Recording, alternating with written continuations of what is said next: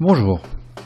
Aujourd'hui, nous abordons la deuxième partie du chapitre consacré aux matrices. Dans cette partie, nous allons étudier comment effectuer des opérations entre les matrices. Commençons tout d'abord par une somme de matrices. Donc la somme de deux matrices A et B de même taille, attention ici, cette condition est importante. Pour pouvoir ajouter deux matrices, elles doivent avoir toutes les deux la même taille, c'est-à-dire le même nombre de lignes et le même nombre de colonnes. Donc cette matrice, nous la noterons A plus B. Et ces coefficients seront obtenus en additionnant directement les coefficients qui ont la même position dans A et dans B. Par exemple, si nous voulons additionner ici les matrices P1 et P2, alors nous allons additionner le coefficient 50 qui est placé à l'intersection de la première ligne et de la première colonne de la matrice P1, puis le coefficient 60 qui est placé à l'intersection de la première ligne et de la première colonne de la matrice P2. Nous obtenons donc 110.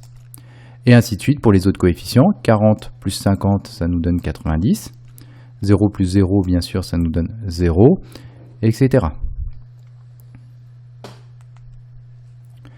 Quelques propriétés qui découlent directement de la définition de la somme de matrices. Si nous considérons trois matrices de même dimension, alors A plus B est égal à B plus A, c'est-à-dire que la somme de matrices est une opération commutative.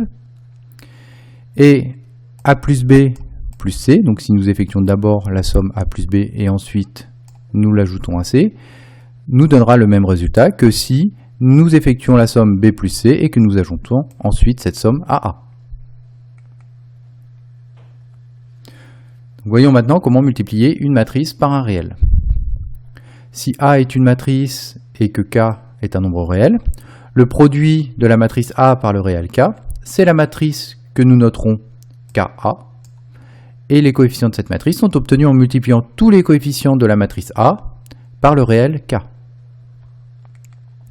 Ainsi, si nous considérons la matrice P3 qui est égale à 1,1 fois la matrice P2, alors on va multiplier le réel 1,1 par la matrice P2 de l'exemple précédent. 1,1 multiplié par 60, ça nous donne 66. 1,1 multiplié par 50, ça nous donne 55, etc. Nous multiplions tous les coefficients de cette matrice par 1,1. Les propriétés qui découlent de cette définition de la multiplication d'une matrice par un réel sont les suivantes. Si on considère deux matrices A et B de même taille et deux réels K et K', alors K plus K' multiplié par une matrice A, ce sera égal à K multiplié par A plus K' multiplié par A. Vous reconnaissez ici la propriété de distributivité. K multiplié par A plus B est égal à K multiplié par A plus K multiplié par B. Donc ici, c'est une deuxième propriété de distributivité. Et K' multiplié par A, c'est égal à K multiplié par K'A. Donc multiplier d'abord les deux réels K et K', puis ensuite multiplier ce produit par la matrice A revient au même que de multiplier la matrice A par le réel K' et de multiplier ensuite par le réel K. Voyons maintenant une opération un tout petit peu plus complexe qui est le produit de matrices. Donc considérons tout d'abord une matrice A de taille M multipliée par P et B une matrice colonne qui comporte P lignes. Donc ici ma matrice A est de taille M fois P et la matrice B comporte P lignes. Donc elle est de taille P fois 1. Alors pour effectuer le produit de A fois B, nous allons effectuer le produit de cette manière-là. A11 multiplié par B1 plus A12 multiplié par B2 plus A13 multiplié par B3 jusque A1P multiplié par BP, ça nous donnera le premier coefficient de la matrice produit. Pour le deuxième coefficient, nous allons effectuer A21 multiplié par B1 plus A22 multiplié par B2 jusque A2P multiplié par BP. On obtiendra le second coefficient de la matrice, ici colonne, qui sera le résultat de ce produit. Et nous irons, comme ceci, jusqu'à la m-ième ligne de la matrice A. Par exemple, si nous voulons multiplier la matrice P2, qui est ici, par la matrice colonne C, alors nous allons effectuer le produit de cette manière-là. 60 multiplié par 25, plus 50 multiplié par 28, plus 0 multiplié par 30, ça nous donne la première ligne. Et 70 multiplié par 25, plus 90 multiplié par 28, plus 120 multiplié par 30, ça nous donne la deuxième ligne.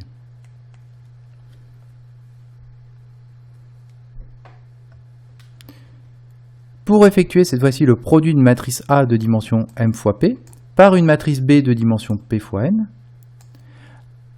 alors nous allons obtenir une matrice de dimension m fois n, c'est-à-dire le nombre de lignes de A par le nombre de colonnes de B, tel que l'élément qui sera placé en ligne K et colonne J est le produit de la ligne K de la matrice A par la colonne J de la matrice B.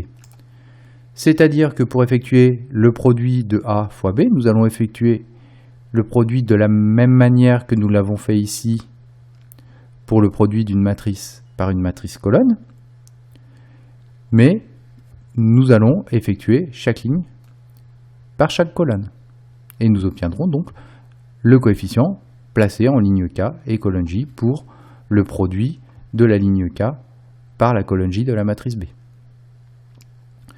Une petite remarque évidemment importante, c'est que ici, le nombre de colonnes de la matrice A doit absolument être égal au nombre de lignes de la matrice B.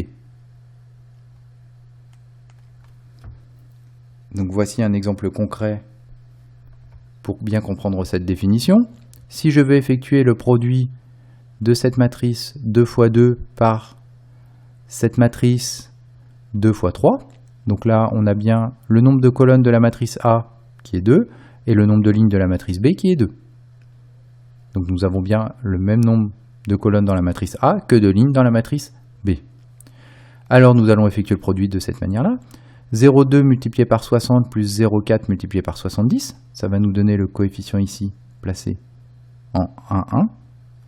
Puis 0,2 multiplié par 50 plus 0,4 multiplié par 90.